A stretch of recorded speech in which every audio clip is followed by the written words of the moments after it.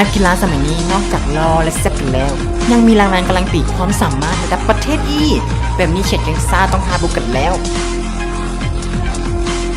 เคยไปแข่งอยู่ที่ประเทศเวียดนามได้รางวัลที่2จากงานโปรโมทนี้เกาหลีก็เคยได้ที่1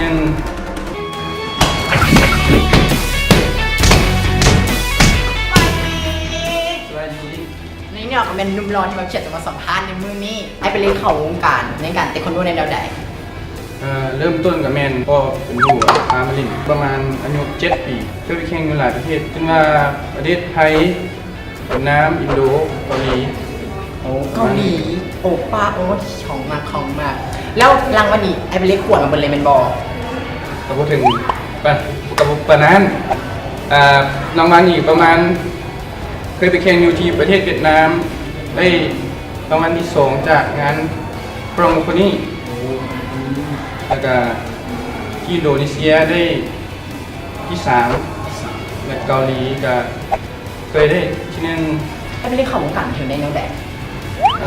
ก็แม่คอมมิตก็แม่ไอ้ต้าสักส่วนมาแล้วไอ้ไปเล่นเคยมีการเดินแบบอย่างโซบอลเคยคอมมิตก็แม่เดินงานว้าวแฟชั่นวีคแล้วก็เป็นจัดเซ็นเตอร์เดินเครื่องกีฬาและใครที่เป็นแฟนคลับก็อย่าลืมไปติดตามและสุดท้ายนี้แขกกับมีกิฟต์เซ็ตเล็กๆน้อยๆให้กับไอ้ไปเล่นั่นก็คือเสื้อแล้วก็เป๊ปซี่เสื้อมี2ไซส์ของ2คน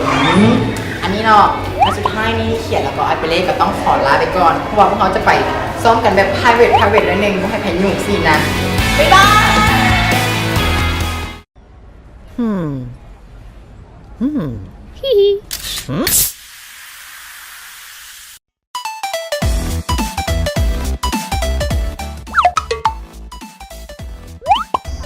น่ะงงมันบอก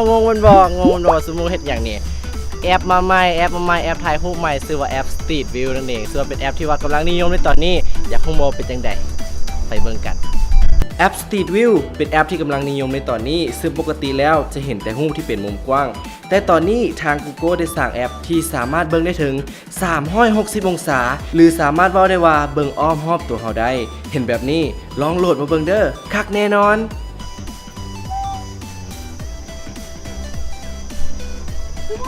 ไทยพุ่นไปพุ่นแหละ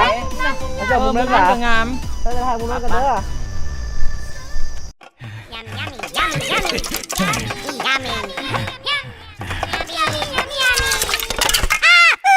ยำ